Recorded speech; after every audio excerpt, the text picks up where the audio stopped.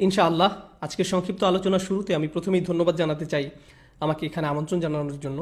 এখানে আসতে পেরে আমার বেশ ভালো লাগছে। আল্লাহ আজ্জা ওয়া জাল্লা এই কমিউনিটিকে বরকত দান করুন। এখানকার মসজিদটিতে সবসময় মানুষের উপস্থিতি বজায় থাকুক, বিশেষ করে ফজর এবং ঈশার সময়, এবং আল্লাহ যেন এই মসজিদটিতে তরুণদের উপস্থিতি দিয়ে ভরে রাখেন সকাল আর সন্ধ্যায়। আমিন ইয়া রব। আমি আজকে আপনাদেরকে যা বলতে চাই তাহলে আমি কিছু আয়াত সম্পর্কে ব্যাখ্যা করতে চাই, যার উপর আমি আগেও দুরূস দিয়েছি, কিন্তু আজকে একটু ভিন্ন আঙ্গিকে তা আপনাদের কাছে উপস্থাপন করার চেষ্টা করব। এছাড়াও আমি আসলে শুরুতে কোরআনের প্রেক্ষাপটের বাইরে থেকে কথা বলবো, আর তা হলো আমাদের সন্তানদের প্রতি যে সচেতনতা কাজ করে, এটা আসলে আমাদের দিনের ভিত্তি। ব্যাপারটা কোনো নতুন কিছু না, যা আমরা মাত্র উপলব্ধি করতে শুরু করেছি। আমাদের ভবিষ্যৎ প্রজন্মের জন্য যে চিন্তা কাজ করে, এটা আমরা পেয়েছি আমাদের পিতা ইব্রাহিম আলাইহিসসালামের কাছ থেকে। আসলে তারও আগে আমরা যেই সচেতন বাবার কথা জানতে পেরেছি, তিনি ছিলেন নূহ আলাইহিসসালাম। নূহ আলাইহিসসালাম তার সন্তানদের ব্যাপারে বেশ উদ্বিগ্ন ছিলেন। তিনি আল্লাহ তাআলার কাছে সন্তানদের উদ্ধারের জন্য প্রার্থনা করেছিলেন। তো আমাদেরকে সন্তানদের দ্বীনি বিষয়ে আমাদের সচেতনতা এই ধর্মে বহু পুরাতন ভিত্তি, এই ধর্মের একটি মৌলিক অংশ। আর আল্লাহ আজ্জা ওয়া জাল্লা আমাদের একটা বিষয় শিখাতে চেয়েছেন।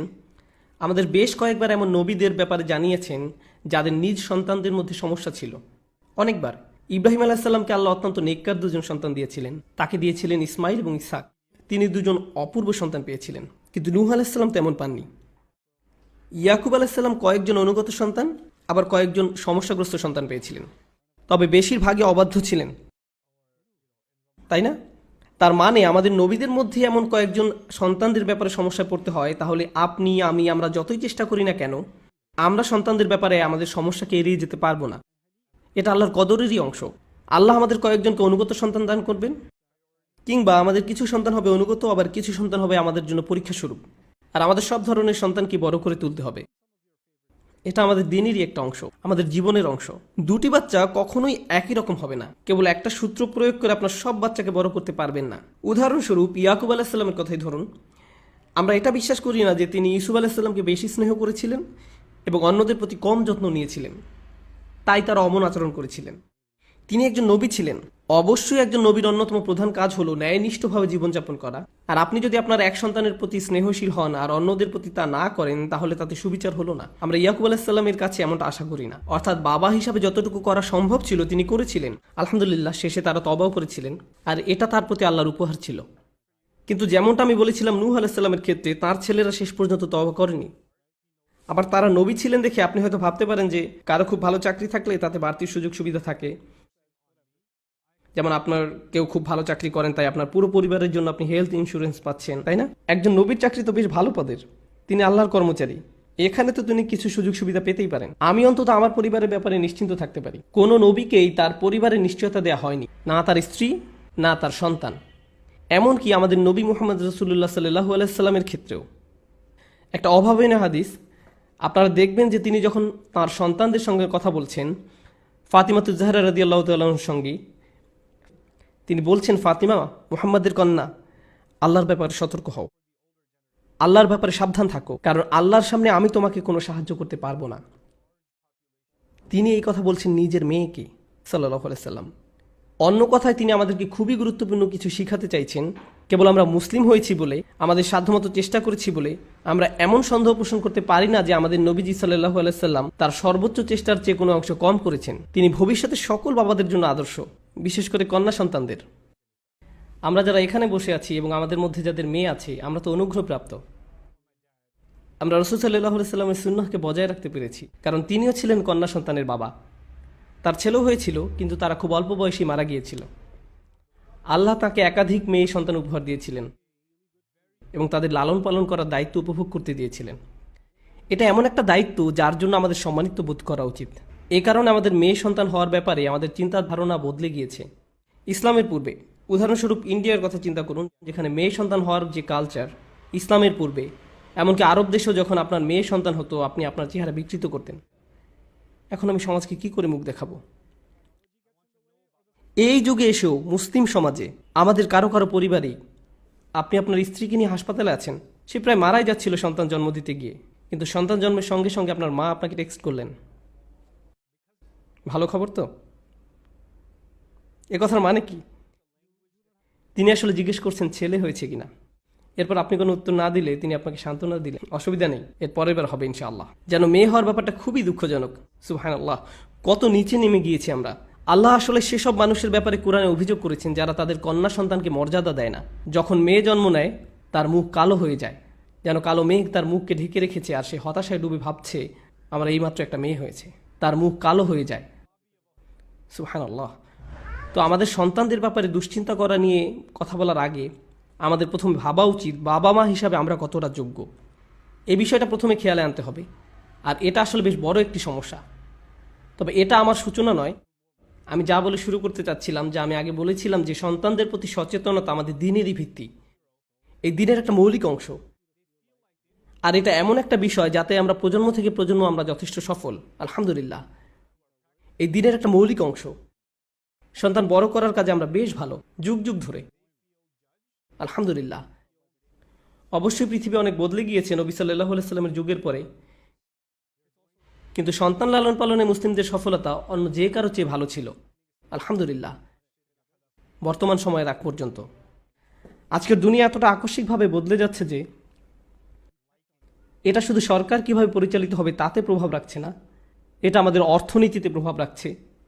কিভাবে এক দেশ অন্য দেশের সাথে সম্পর্ক বজায় রাখছে, কিভাবে ইন্ডাস্ট্রি গড়ে উঠছে, শুধু তাতেই প্রভাব বিস্তার করছে না, বরং এটা আমাদের পরিবারগুলোকেও প্রভাবিত করছে। শুধু মুসলিম পরিবার নয়, সকল পরিবার। বর্তমান বিশ্ব নাটকীয়ভাবে পরিবর্তিত হয়ে যাচ্ছে। আমাদের পরিবারের এখন যেমন অবস্থা দেখতে পাচ্ছি, এর আগে কখনো এমনটা ছিল না। সন্তানদের এখন যেভাবে বড় করা হচ্ছে, ইতিহাসের আর কোনো যুগে কিংবা অন্য কোনো সংস্কৃতিতে এমন আকার ধারণ করেনি। শুধু মুসলিম সংস্কৃতির ক্ষেত্রে নয়, সবার ক্ষেত্রেই। বিশ্বায়ন আর যোগাযোগ ব্যবস্থার বৃহৎ উন্নয়নের কারণে তার উপর ভোগবাদের চরম পর্যায়ে সৃষ্টি হওয়ায়, আমি একে পুঁজিবাদ বলি না, বরং বলি ভোগবাদ। আমরা পণ্যের আসক্ত ভোক্তায় পরিণত হয়েছি। আমি একে পুঁজিবাদ বলি না, বলি ভোগবাদ। আর এই মানসিকতা আমাদের ঘরের ভিতরেও প্রবেশ করে ফেলেছে। আমি একটা ছোট উদাহরণ দিচ্ছি আমি যা বলছি সে ব্যাপারে। আপনাদের বাচ্চারা, যেহেতু আপনারা অনেকেই এখানে অভিভাবক, আপনাদের বাচ্চারা আপনাদের কাছে কী নিয়ে বেশি আবদার করে? তারা কিসের জন্য সব সময় বায়না ধরে থাকে? ক্যান্ডি। মাশাআল্লাহ, সত্যি আপনার তো বেশ সরল মনা বাচ্চা। তারা আপনার কাছে কেবল ক্যান্ডি চেয়েছে। আচ্ছা, আরও বলতে থাকুন। আইপড, প্লে স্টেশন, গাড়ি। তারা বড় হয়ে গিয়েছে, গাড়ি, খেলনা। অধিকাংশ ক্ষেত্রেই তারা এইসব আইপডের খবর কোথায় পায়? তারা কি স্বপ্নে দেখতে পায়? যেমন ইসুফ আলাইসাল্লাম দেখেছিলেন 11টা তারা আর চাঁদ। তো তারা কি স্বপ্নে দেখে ফেলেছে অ্যাপেল প্রোডাক্ট? কেন আব্বু, আমি দেখেছি যে একটা অ্যাপেল একটা ফোনের পরে। এই স্বপ্নের মানে কি? এই স্বপ্নের মানে কি? না না, তারা কোথায় দেখেছে আইফোন? হয় তাদের বন্ধুর কাছে আছে এসব, অথবা টিভিতে দেখেছে। তারা যখন দেখলো তার অন্য বন্ধুর কাছে এসব আছে, তারা আপনাদের বলে আমি ওরকম স্নিকার চাই, আমি ওরকম শার্ট চাই, আমি ওরকম খেলনা চাই। এই সমস্ত খেলনার আইডিয়া তারা কোথায় পায়? এসবের ইলহাম কোথা থেকে আসে?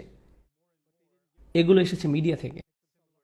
আমরা আমাদের বাচ্চাদের সামনে মিডিয়ার জগৎ উন্মুক্ত করে দেই, আর এই মিডিয়া বাচ্চাদেরকে তারা মূলত এইসব খেলনার জন্য করজোর বায়না করতে শেখায়, যেন আমরা তাদের এই সমস্ত খেলনা কিনে দেই। আর তখন আমরা এগুলো কিনি।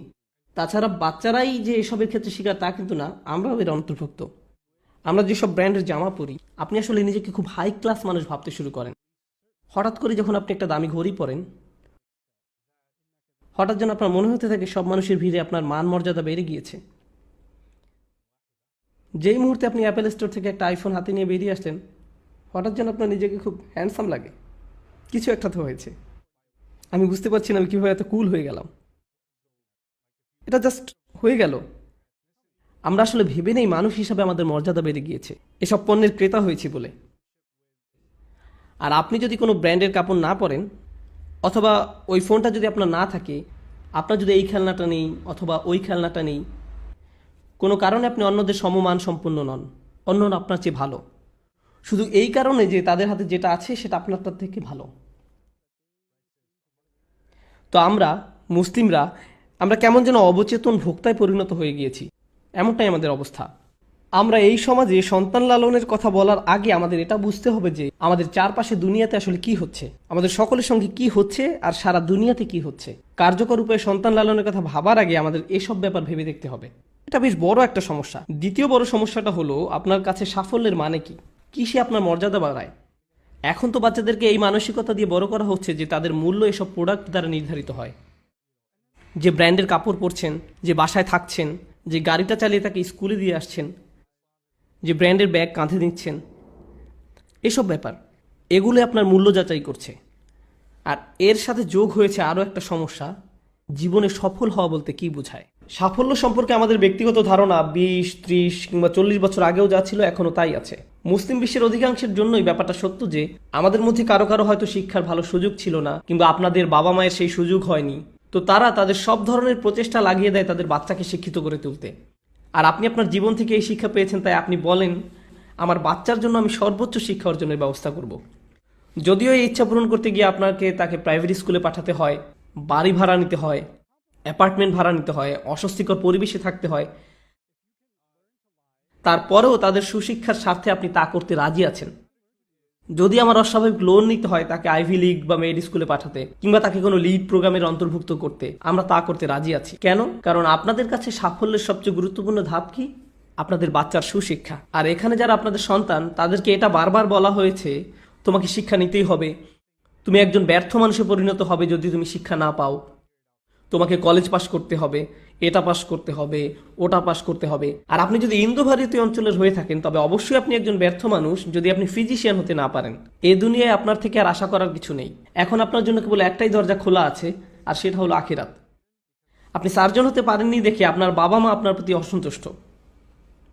আর ডেন্টিস্ট তো একেবারেই হবেন না, ডেন্টিস্ট হওয়া তো অপমানজনক, সেটা নিয়ে চিন্তা করে সময় নষ্ট করার দরকার নেই। এই আমাদের অবস্থা। তবে খেয়াল করুন, ফিজিশিয়ান হওয়া আমাদের একটা নির্দিষ্ট গোষ্ঠীর কাছে কেন এত গুরুত্বপূর্ণ? আপনি জানেন কেন? কারণ এতে সবচেয়ে বেশি টাকা আসে। এজন্য না যে আপনি কারো জীবন বাঁচাতে পারছেন কিংবা মানবতার সাহায্য করছেন। এই ধারণার সাথে ফিজিশিয়ান হওয়ার কোনো সম্পর্ক নেই। যদি ডাক্তার আর বাস ড্রাইভারদের বেতন সমান হতো তবে দেশি কমিউনিটি বাচ্চাকে ডাক্তার বানানোর জন্য এত লাফালাফি করতো না।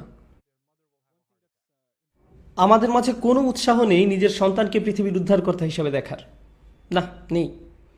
বাবা মা খুব খুশি হয়ে যায় যখন দেখে ছেলে ডাক্তার হয়ে ফিরেছে, কিন্তু ছেলে বলছে আমি 3 বছরের জন্য চলে যাব, আমি বন্যা কবলিত এলাকায় যাব, 3 বছরের জন্য কাজ করব, এরপর আমি সোমালিয়া যাব, তারপর পাকিস্তান যাব, তারপর বাংলাদেশ যাব, তারপর মালয়েশিয়াতে।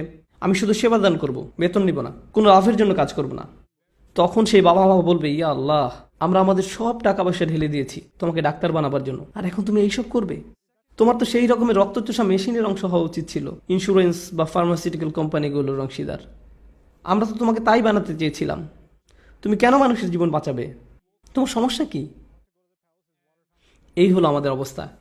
এদিকে আমরা ভাবি আমাদের ছেলে মেয়েদের মাঝে ঝামেলা আছে। আমাদের উচিত আয়নায় নিজেদের দেখা। আমরা আসলে কাদের তৈরি করছি? কোনো একটা ব্যাপার একদম গোড়া থেকে পরিবর্তন হয়ে গিয়েছে। আমাদের কাছে সাফল্য হলো টাকা পয়সা।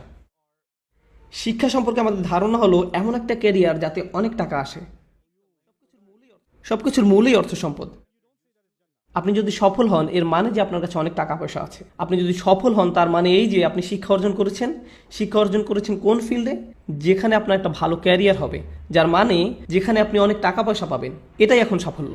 সবশেষ কথা একই। এই ধারণা কিন্তু আগেকার যুগে ছিল না। আগেকার যুগের ধারণা ভিন্ন ছিল। আগে সকলের ধারণা ছিল আপনি শিক্ষিত হয়েছেন এর মানে হচ্ছে আপনি নিজেকে বুঝেন, আপনার চারপাশের জগৎটাকে বুঝেন, আর আপনি পৃথিবীকে আরো সুন্দর বাসযোগ্য করে তোলার জন্য কাজ করছেন। আর এর জন্য কখনো আপনাকে ইতিহাস পড়তে হবে, কখনো সামাজিক বিজ্ঞান পড়তে হবে, কখনো পলিটিক্যাল সায়েন্স পড়তে হবে, কখনো আপনার মিডিয়া নিয়ে পড়াশোনা করতে হবে, কখনো সাংবাদিকতা নিয়ে পড়াশোনা করতে হবে। সমাজে অবদান রাখতে হলে বিভিন্ন ফিল্ডে পড়াশোনা করতে হবে। কেবল একটা ক্ষেত্র নিয়েই পড়ে থাকলে চলবে না। আর তাছাড়া সবচেয়ে সফল কমিউনিটি যেদিক থেকে বিচার করুন না কেন, আমেরিকার সবচেয়ে সফল কমিউনিটি হলো তারাই যারা নিজেদের ছেলে মেয়েদেরকে কেবল একটা ক্ষেত্রে সীমাবদ্ধ করে রাখেনি। আমার এক বন্ধু বলেছিল যদি স্টিফেন স্পলবার্গ পাকিস্তানি ঘরে জন্ম নিতেন তিনি একজন ডাক্তার হতেন। কেন? কারণ আপনি জানেন সেখানকার অবস্থা। তুমি ফিল্ম স্কুলে পড়তে চাও? এসবের মানে কি? তুমি কি মেডিসিন শাস্ত্রে ফেল করেছো? আপনি আপনার বাবা মায়ের ব্লাড প্রেশার বাড়িয়ে দিবেন। এখন চলুন সন্তান বড় করা সম্পর্কে অল্প কিছু কথা বলি। সবচেয়ে আগে আমাদের মানসিকতা বদলাতে হবে। তারা যদি আমাদের মাঝে সফলতার সঠিক সংজ্ঞা খুঁজে না পায়, তারা যদি আমাদের ব্যক্তিত্বের প্রতিফলন দেখতে না পায়, তবে আমরাও এটা আশা করতে পারি না যে তারা সফলতার সঠিক মানে নিজ থেকে বুঝে নিয়েছে। তাদের কাছে এই দিক নির্দেশনা আমাদের পক্ষ থেকেই আসতে হবে। আমরা যা নিয়ে সবসময় কথা বলি, আমাদের কাছে যে বিষয়গুলো সবসময় গুরুত্বপূর্ণ, যখন স্বামী স্ত্রী পরস্পরের সঙ্গে কথা বলেন তখন বাচ্চা তা শুনতে থাকে, তাই না? সবসময় তাদের কান সবসময় খোলা থাকে। এখন আপনারা যদি বিল সংক্রান্ত কথা বলেন, বাড়ি ভাড়া নিয়ে কথা বলেন, কিংবা আপনারা সবসময় মুভি নিয়ে কথা বলেন, কিংবা অন্য পরিবার সম্পর্কে কেবল বাজে কথা বলেন, তারা কি করে না করে এসব আলোচনা করেন, সন্তানরা ভেবে নিবে যে বড়রা এমনই, আমার বাবা মা এসব করে, ভেবে নিবে যে বড়রা এমনই। এগুলোই তাদের জীবনে গুরুত্বপূর্ণ হয়ে দাঁড়াবে।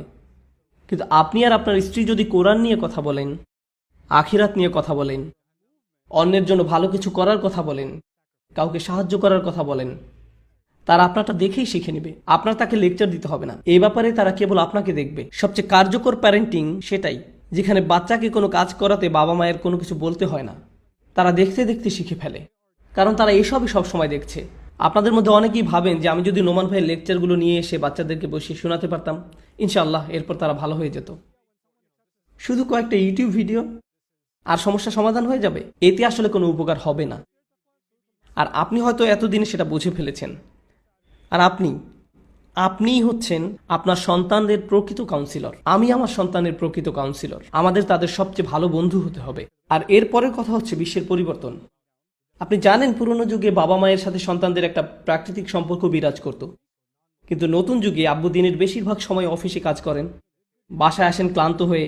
আর যে সময় তিনি ক্লান্ত হয়ে বাসায় আসেন তখন অধিকাংশ বাচ্চাই ঘুমিয়ে পড়েছে। আর যখন তিনি অফিসে যান বাচ্চারা তখনও ঘুমিয়েই থাকে। আর তেমন যদি নাও ঘটে, তিনি হয়তো যাওয়ার আগে বাচ্চাদের 5 মিনিটের জন্য দেখতে পান, যখন তারা ব্রেকফাস্ট করছে। তিনিও চলে যান, তারাও চলে যায়। তার মানে 7 দিনের মাঝে 5 দিনই বাবা আর বাচ্চার মাঝে কোনো কথোপকথন হয় না। তাও যদি হয় সেটা, তুমি হোমওয়ার্ক শেষ করেছো, আচ্ছা যাও আমার জন্য পানি নিয়ে আসো, এতটুকুই। এর মাঝেই সীমাবদ্ধ। তারপরে আসে ছুটির দিন। কিন্তু ছুটির দিনগুলোতে এখানে দাওয়াত থাকে, ওখানে পার্টি থাকে, আপনার 12টা পর্যন্ত ঘুমানো লাগে, বাসার কিছু কাজ করতে হয়, ইত্যাদি ইত্যাদি। আপনি তখনও সন্তানদের সঙ্গে সময় কাটান না, তাদের সঙ্গে সত্যিকারের কথাবার্তা বলেন না, তাদের সাথে আপনার আসলে কোনো যোগাযোগই নেই। এটাই মূল সমস্যা। আমাদের বাচ্চাদের জন্য সময় বের করে নিতে হবে সপ্তাহের মাঝে আর সপ্তাহের শেষে। এটাই আপনার এবং আমার জন্য কার্যকরী উপদেশ। আমাদের সন্তানদের জন্য সময় খুঁজে নিতে হবে, কেবল তাদের কথা বলার জন্য, কেবল তাদের সাথে কথা বলার জন্য। শুধু শুনুন তারা কি বলছে আর কথা বলুন তাদের সাথে। আমাদের উচিত তাদের জীবনের একটা অংশ হওয়া, তাদের জীবনের একটা বড় অংশ হওয়া। আপনাদের অনেকের ক্ষেত্রেই আপনাদের সন্তানদের কাছে আপনাদের একমাত্র ভূমিকা হলো আপনি বাড়ির একটা দেয়ালের মতন। এটা সবসময় থাকে, কিন্তু এর সাথে কেউ কথা বলে না। আপনার একে দরকার আছে, আর এটা অনেক গুরুত্বপূর্ণ। এই কারণ ছাড়া আর কোনো সম্পর্ক নেই এর সাথে। আপনি জানেন এ ধরনের বাবা মায়ের সাথে কি হয়? তারা তাদের আচরণের প্রতিফলন পায় যেই মুহূর্তে সন্তানেরা টিনেজার হয়, তারা কিছুটা স্বাধীন হয়ে যায়। ধরুন তখন তারা আপনার কাছে এসে একটা গাড়ি কিনে দিতে বলল, আর আপনি বললেন না, ঠিক আছে আমি আমার বন্ধুদের সাথে চলে যাচ্ছি, আমি একটা চাকরি জোগাড় করে ফেলবো, আর কিছু টাকা জমিয়ে নিজের গাড়িও নিজেই কিনে ফেলবো। এরপর একদিন হঠাৎ করে আপনি ছেলের কাছে শুনতে পান, বাবা আমি এখন থেকে আলাদা থাকছি। আলাদা থাকছো মানে? তুমি কোথায় যাবে? সেটা কোনো ব্যাপার না, আমি এখন বড় হয়েছি। আর এখন আপনি দৌড়ে মসজিদে আসেন, ইয়ামু সাহেব আমাকে একটা সূরা বলে দিন, একটা দোয়া বলে দিন যাতে আমার ছেলেটা ভালো হয়ে যায়। ইয়ামু সাহেব, এভাবে কোনো সমস্যার সমাধান হয় না, এভাবে কোনো সমস্যার সমাধান হয় না। যখন তাদের বয়স 17, 18, 19, 20 হয়ে গিয়েছে, তখন জরুরি সংকট অনুভব করলে চলবে না। তাদেরকে গড়ে তুলতে হবে আরও অনেক আগে থেকে।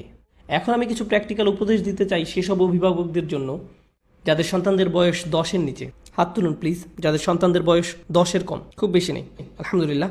আমি এই দলে আছি, আমার সবচেয়ে বড়টার বয়স 10। তো আমাদের জন্য আমাদের সবচেয়ে বড় দায়িত্ব হলো সন্তানদের ইসলাম শিক্ষা দেয়া। আমাদের পক্ষ থেকে তাদের ইসলাম শিক্ষা দেয়া।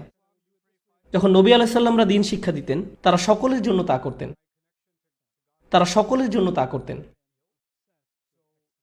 আল্লাহ সুবহানাহু ওয়া তাআলা যখন বাচ্চাদের ইসলাম আর কোরআন শিক্ষা নিয়ে কথা বলেছেন, বাচ্চাদের শেখার বা উপদেশ গ্রহণ করার কথা তিনি খুব কম সময় উল্লেখ করেছেন, কিন্তু যখন তিনি এ সম্পর্কে বলেছেন সেটা সবসময় বাচ্চাদের বাবা মায়ের কাছ থেকে।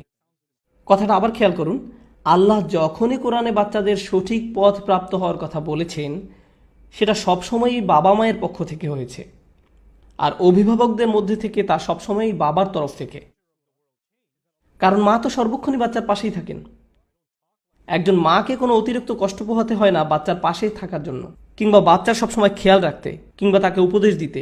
একজন মাকে কখনো মা হওয়ার ব্যাপারে ট্রেনিং নিতে হয় না। এটা প্রকৃতগতভাবেই হয়ে থাকে। আল্লাহ তাদের মাঝে এই অনুভূতিই দিয়ে রেখেছেন। অন্যদিকে বাবাদের অবস্থা শোচনীয়। আমাদের একটা ট্রেনিংয়ের মধ্যে দিয়ে যেতে হয় সত্যিকারের বাবা হওয়ার জন্য। প্রকৃতিগতভাবে আমাদের মাঝে এই অনুভূতি আসে না। কেবল আপনার সন্তান জন্ম নিয়েছে বলেই যখন একজন মা তার সন্তানকে জন্ম দেন, তার সব আবেগ অনুভূতি বদলে যায়, মুহূর্তেই সব বদলে যায়।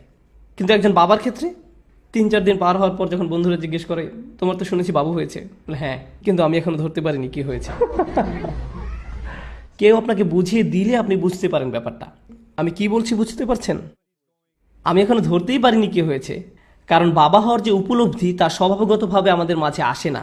আমাদের এই অনুভূতি গড়ে তুলতে হয়, তাই না? এই জন্য আল্লাহ হযরত লুকমানের কথা বলছেন।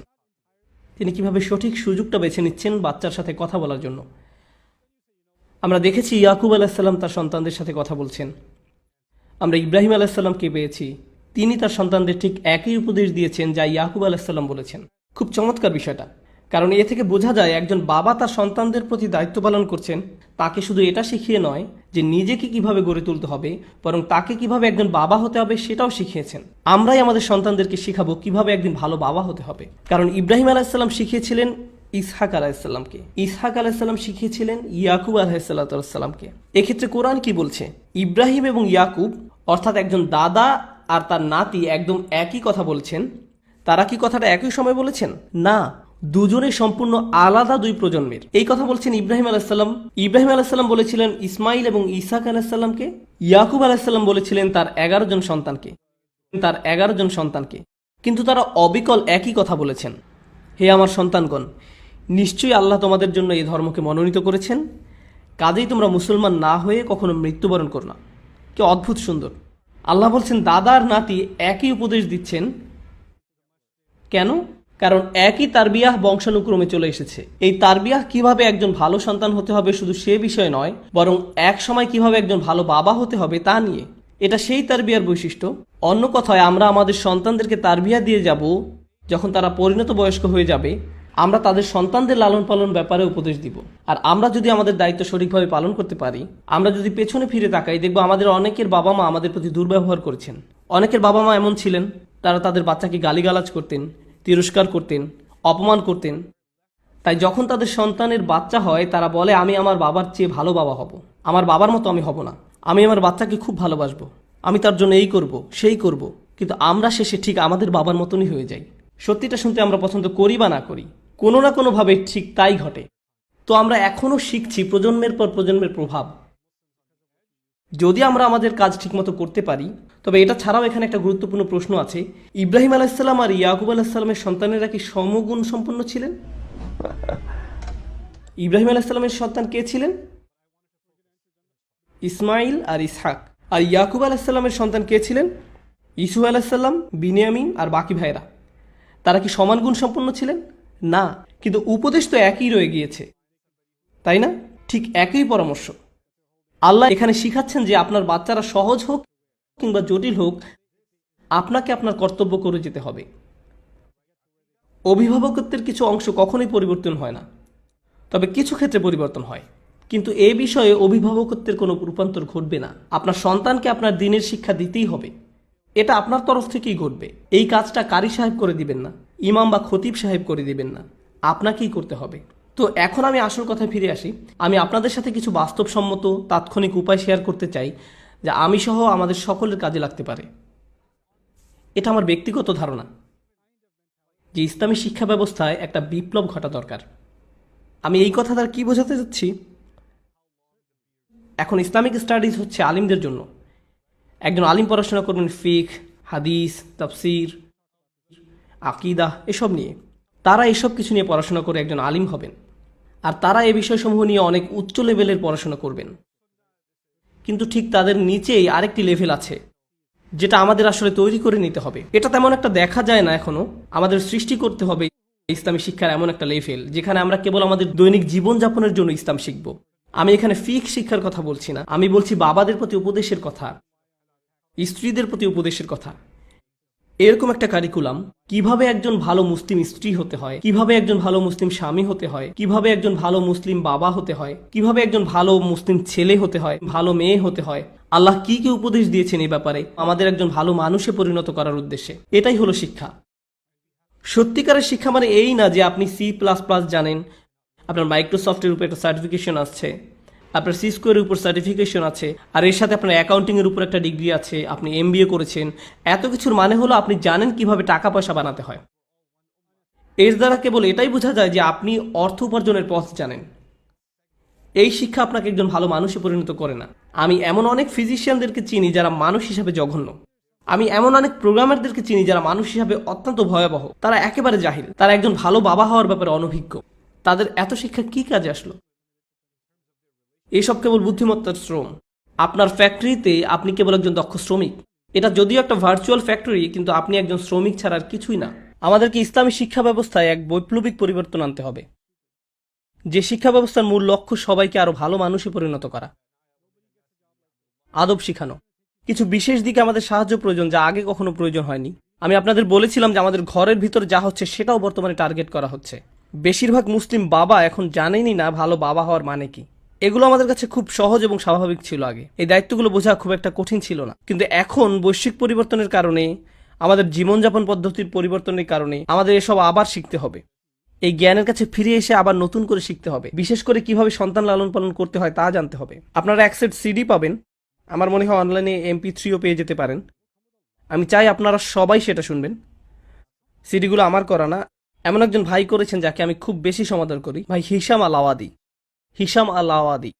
Children around the messenger. তার একটি সিরিজ হলো চিলড্রেন অ্যারাউন্ড দ্য মেসেঞ্জার আর মাদার্স অফ বিলিভার্স। এই দুইটি সিরিজ আমি চাই এখানে সবাই, বিশেষ করে বাবারা, তাদের সম্পূর্ণ পরিবার নিয়ে শুনবেন। চিলড্রেন অ্যারাউন্ড দ্য মেসেঞ্জার, বাবারা তাদের সম্পূর্ণ পরিবার নিয়ে শুনবেন। এটা খুবই গুরুত্বপূর্ণ। এটা আমাকে গভীরভাবে উপকৃত করেছে, আর এটা সাধারণ অভিভাবকদেরও অত্যন্ত উপকারে আসবে। এগুলো আমাদের খুব স্বল্প রিসোর্স হলেও অত্যন্ত মূল্যবান। আমাদের এই সুবিধাগুলো কাজে লাগাতে হবে। আর ইনশাআল্লাহ আমাদের পুরো পরিবারের উচিত এই লেকচারগুলো শোনা। আপনারা আইপ্যাডে রাখতে পারেন, কিংবা গাড়িতে বসেই সবাই একসাথে শুনতে পারেন। আপনার বেশ কাজে আসবে। আপনার সন্তানকে সঙ্গে নিয়েই কোরআন তেলাওয়াত করুন। একজন কারি ডেকে তাকে দিয়ে তেলাওয়াত করাবেন না, কাজটা নিজেই করুন। আপনার সন্তানকে সঙ্গে নিয়েই করুন। মাওলানা সাহেব আসুন, কোরআন পড়ান, পড়ে বাসায় চলে যান। আর আপনি, আপনার সময় নেই এসবের জন্য? আপনার যদি কোরআনের জন্য হাতে সময় না থাকে, তাহলে আপনার বাচ্চাকে কেন কোরআনের জন্য সময় বের করে নিতে হবে? আপনার সন্তানের সঙ্গে বসুন আর 20 মিনিট ধৈর্য ধরুন। শয়তান আসবে, সে আপনাকে বারবার হাই তুলতে বাধ্য করবে। আপনার তখন পিপাসা হবে, ঘুম আসবে, আপনার হঠাৎ মনে পড়ে যাবে যে আপনার একটা মিটিংয়ের কথা। এত সব কিছু এই 20 মিনিটের মধ্যেই হবে। কেন? কারণ আপনি এই 20 মিনিট কোরআনের জন্য দিতে চাইছেন। আর শয়তান সেটা ঘৃণা করে, সে সহ্য করতে পারে না। কিন্তু এই 20 মিনিট ধৈর্য রাখুন, নিজেকে সমর্পণ করুন আপনার বাচ্চার জন্য। পুরো পরিবারকে সঙ্গে নিন। দিনের একটা সময় আমরা সবাই একসাথে বসবো, আর আমরা সবাই কোরআন পড়বো, কোরআনের ব্যাখ্যা শুনবো, না হয় অন্তত অনুবাদ শুনবো সকলে একসঙ্গে। যদি 1 ঘন্টার জন্য তা সম্ভব না হয়, তবে অন্তত 10 মিনিটের জন্য তা করুন, তাতেও হবে। কেবল শুনুন, কোরআনের অল্প কিছু অংশ 10 মিনিটের জন্য। তেলাওয়াত ছাড়া আর এটুকু করুন। তেলাওয়াতের জন্য আমি কতটুকু সময় রাখতে বলেছি? 20 মিনিট। আর অনুবাদের জন্য বা তাফসির অথবা ব্যাখ্যা শোনার জন্য কতক্ষণ? 10 মিনিট। তো প্রতিদিন মোট কতক্ষণ? এই 30 মিনিট আপনি আর আপনার গোটা পরিবার আল্লাহর উদ্দেশ্যে কিছু করলেন। আমি পরামর্শ দিব মাগরিব আর ঈশার মধ্যবর্তী সময়টা বেছে নিতে। ঠিক আছে, আপনি হয়তো বলবেন আমার বাচ্চাদের পরীক্ষা চলছে, এখন মে মাস, সেমিস্টার শেষ হোক আগে। আচ্ছা ঠিক আছে, আমি এটা মেনে নিলাম। কিন্তু গ্রীষ্মের ছুটিতে আপনারা এই কাজটা করবেন, প্রতিদিন মাত্র 30 মিনিট। এমনটা বলবেন না আমি আমার বাচ্চাকে কোন প্রোগ্রামে ভর্তি করব। আপনি আপনার বাচ্চার প্রোগ্রাম, অন্য সব প্রোগ্রাম পরের ব্যাপার। আমাদের এভাবে বোঝাপড়া করে নিতে হবে। ইসলাম অটো পাইলটের মতন ধরলে চলবে না।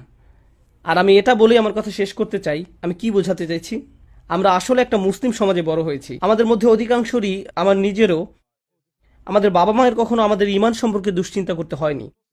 তারা এমন দুশ্চিন্তাগ্রস্ত ছিলেন না যে আমার ছেলে কি খ্রিস্টান হয়ে যাবে, নাকি সে নাস্তিক হয়ে যাবে, কিংবা ইহুদি হয়ে যাবে। এসব নিয়ে তাদের মাথা ব্যথা ছিল না। তারা ভাবতেন না আমার ছেলে জুমার নামাজ না পড়ে অন্য কোথাও ঘুরতে গেল কিনা। তারা এসবের ব্যাপারে চিন্তাগ্রস্ত ছিলেন না। তাদের মনে এমন কোনো আশঙ্কা আসতো না। তাদের ভাবতে হতো না যে তাদের ছেলে কোনো গ্যাংয়ে যোগ দিল কিনা, কিংবা ড্রাগ নিল কিনা, কিংবা বাড়ি ছেড়ে পালিয়ে যাবে কিনা। তো ইসলাম শিখানোর ব্যাপারে তাদের খুব একটা ভাবতে হয়নি, কারণ গোটা সমাজ আপনাকে কোনো না কোনো ভাবে তা শিখিয়ে দিচ্ছিল। স্কুল থেকে সে শিক্ষা পেয়েছেন, সব জায়গায় আপনি আজানের ধ্বনি শুনতে পেতেন। সমাজ আপনাকে ইসলামের সান্নিধ্যে নিয়ে এসেছিল। এখানে কি সেই সমাজ আছে? না। তাহলে এখানে আপনি আপনার বাচ্চাকে সেভাবে বড় করতে পারবেন না যেভাবে আপনার বাবা মায়েরা করেছিলেন। আপনি ধারণা করে নেন যে সবকিছু ঠিকঠাক মতো হয়ে যাবে, সব ঠিক হয়ে যাবে, আমরা তো ভালোভাবেই সব পার করেছি।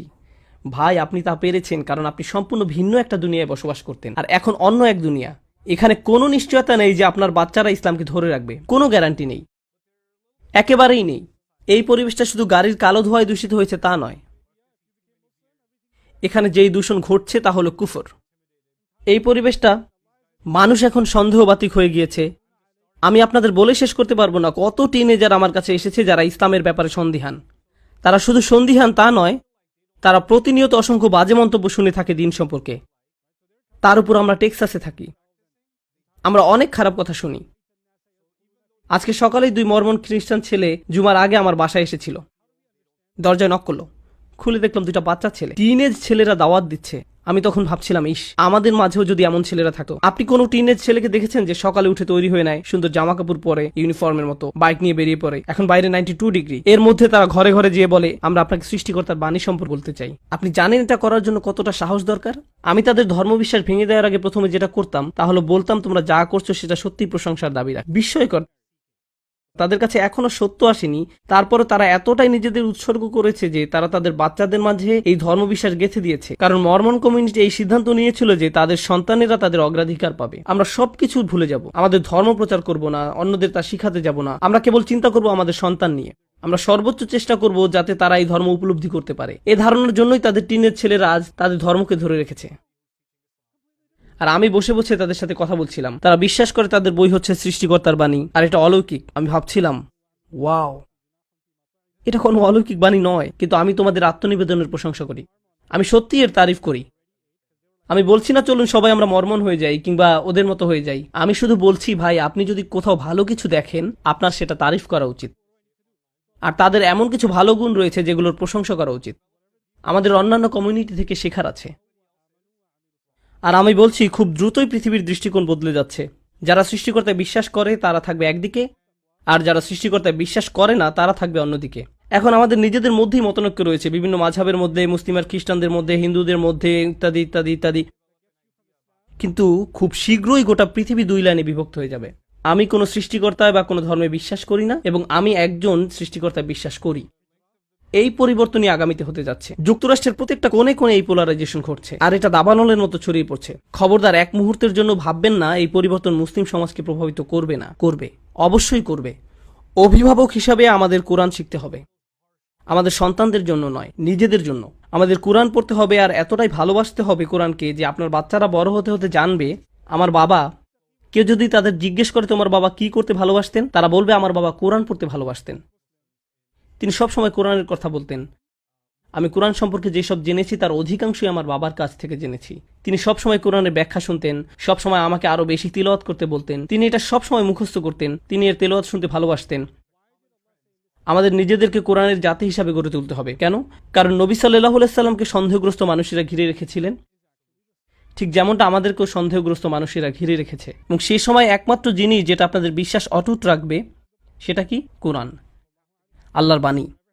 এটা তাদের দৃঢ় পদ রেখেছিল। আমাদের আবার সে জাতিতে পরিণত হতে হবে। আমরা এবং আমাদের সন্তানেরা, আমরাই হব কোরআনের নতুন প্রজন্ম। আমাদের জীবনের কেন্দ্রবিন্দুতে কোরআন থাকতে হবে। দিনে 30 মিনিট করে পড়া শুরু করুন, কেবল 30 মিনিট। কিন্তু এখানে যারা অভিভাবক, আমি জানতে চাই না আপনার বয়স 45, 55, 65 নাকি 75, যাই হোক না কেন, কোরআন মুখস্থ করুন। মুখস্থ করা শুরু করে দিন। আল্লাহ কোরআনের উপর কোনো বয়স সীমা রাখেননি। আল্লাহ সেটা করেননি, আপনি করেছেন। আপনি আল্লাহকে দেখান যে আপনি তার বইকে ভালোবাসেন, আর তখনই আল্লাহ আপনার জীবনে বরকত ঢেলে দিবেন, যা আপনি কখনো আশা করেননি। আপনার এখন অন্য কাউকে জিজ্ঞেস করতে হয় কিভাবে সন্তান লালন পালন করবেন, কিন্তু আল্লাহ নিজেই আপনাকে সেই উপদেশ দিবেন তার বইতে। তিনি আমাদেরকে আমাদের সব প্রশ্নের উত্তর দিয়ে দিচ্ছেন তার বইতে। আমাদের অবশ্যই এই বইয়ের সঙ্গে একটা সম্পর্ক থাকা উচিত। আমি আপনাদের বলছি, আমাদের মুসলিম সমাজে অধিকাংশ সমস্যা এই জন্যই সৃষ্টি হয়েছে যে আমরা কোরআন থেকে বিচ্ছিন্ন হয়ে পড়েছি। আমাদের এই বইয়ের জন্য কোনো অনুভূতি নেই, কোনো ভালোবাসা নেই, কোনো সম্পর্ক নেই। আমরা উপদেশ নেওয়ার জন্য এর কাছে যাই না, আমরা প্রতিদিনের তেলাওয়াত করি না, মুখস্থ করি না, আমরা এই বই আরো বেশি বেশি বোঝার চেষ্টাও করি না, অনুরাগ দেখাতে পারি না। আল্লাহ তার বাণী পাঠিয়ে এই উম্মতকে কতটা সম্মানিত করেছেন, অথচ আমরা এই বাণীর প্রতি যথেষ্ট ভালোবাসা দেখাতে পারিনি। আমরা যদি তা পারি, আমি বলছি আপনাদের সকল সমস্যা দূর হয়ে যাবে। আল্লাহ সুবহানাহু ওয়া তাআলা বলছেন, যখন আহলে বাইতদের কথা বলেছেন, তিনি বলেন তারা যদি কেবল তাওরাত আর ইনজিলকে দৃঢ়ভাবে প্রতিষ্ঠিত করত, তাহলে তারা উপর এবং নিচ থেকে আহার করত। তাদের দুনিয়া তাদের জন্য জান্নাত হয়ে যেত, কেবল যদি তারা তাওরাত আর ইনজিল প্রতিষ্ঠিত করত। তাহলে আল্লাহ এখানে আমাদের কি বলেছেন? আমরা প্রতিষ্ঠিত করব কোন বইটি? কোরআন। তা করলে আমরা উপর এবং নিচ থেকে আহার করব। আল্লাহ এই দুনিয়াকে জান্নাতে পরিণত করে দিবেন। শুধু তার কিতাবের দিকে ফিরে আসুন। এটাই অভিভাবকদের প্রতি আসল উপদেশ। আমরা আমাদের সন্তানদের কাছে যে স্মৃতি রেখে যেতে চাই, আমার বাবা ভিডিও গেমস ভালোবাসতেন, মুভি দেখতে ভালোবাসতেন, কিন্তু সব কিছুর চেয়ে তিনি বেশি কোরআন ভালোবাসতেন। তিনি বাস্কেটবল খেলতেও খুব পছন্দ করতেন, কিন্তু তার চাইতেও কোরআন বেশি ভালোবাসতেন। কোরআন ছিল তার সত্যিকারের ভালোবাসা। আর তিনি এটা নিশ্চিত করেছেন আমরাও কোরআনকে সেভাবে ভালোবাসি। তিনি কোরআন থেকে গল্প বলে শোনাতেন, আমাদের এখান থেকে উপদেশ দিতেন। আপনারা আপনার বাচ্চাদেরকে কোরআন থেকে আকর্ষণীয় গল্প বলে শোনান। আর আপনি পারবেন না তাদেরকে সেসব গল্প বলতে যদি আপনি নিজেই না এর প্রতি কোনো আকর্ষণ অনুভব করেন। আপনি যদি সেসব গল্পে নিজেই মুগ্ধ না হন, তবে আপনি আপনার বাচ্চাদের চমৎকৃত করতে পারবেন না। কিন্তু ভাই, তাদের শৈশবকাল আপনি, অন্য কেউ নয়, আপনাকেই কোরআন থেকে তাদের গল্প বলে শোনাতে হবে।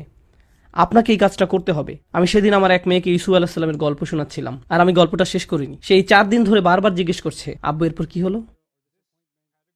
আচ্ছা, এরপর তাকে জেলে পাঠানো হলো। তারপর কি হয়েছে এখন বলবো না, পরে বলবো। আজকে হোটেলে যাওয়ার পথে তাকে বলবো ইনশাআল্লাহ জেলে পাঠানোর পর কি হলো। কিন্তু আমাদের এই গল্পগুলো সৃজনশীলভাবে মজা করে বাচ্চাদের শোনাতে হবে। আর গল্পগুলো অসম্ভব সুন্দর, অসাধারণ বৈশিষ্ট্যপূর্ণ। বিশেষ করে আপনি যখন কোরআনের দৃষ্টিকোণ থেকে তা পড়েন, খুব সুন্দরভাবে গল্পগুলো বর্ণনা করা হয়েছে। আল্লাহ সুবহানাহু ওয়া তাআলা আমাদের কোরআনের জাতি হওয়ার তৌফিক দান করুন। আমাদের সামর্থ্য দিক যেন আমরা তা আমাদের সন্তানদের মাঝে গেঁথে দিতে পারি। আমাদের সন্তানদের সঙ্গে সৎ, সরাসরি এবং খোলামেলাভাবে আলোচনা করুন। তাদের জিজ্ঞাসা করুন তারা স্কুলে কি শুনছে, তারা কি কি সমস্যা হয়। তারপর নিজেই আল্লাহর বইয়ে তার সমাধান খুঁজুন। তুমি জানো তোমার বন্ধু যে তোমাকে কথাটা বলল, তুমি যে বাজে জিনিসটা দেখলে, আল্লাহ এই সম্পর্কে কি বলছেন? চলো তোমাকে দেখাই। আক্ষরিকভাবে বাচ্চাদের দেখিয়ে দিন কিভাবে আল্লাহর কাছে সমাধান খুঁজতে হয়। আমাদের এই কাজটাই করতে হবে। আমাদের এমন প্রজন্ম গড়ে তুলতে হবে। আল্লাহ সুবহানাহু ওয়া তাআলা আমাদের সকলকে এই কাজটা করতে সাহায্য করুন। প্রত্যেক মুসলিমের জীবনে বরকত ঢেলে দিন। আল্লাহ যেন আরো বরকতের উপর বরকত ঢেলে দিন। আমাদের কোরআনের প্রতি ভালোবাসা, অনুরাগ, সময় আর আত্মনিবেদনের জন্য আমাদেরকে বরকত দান করেন।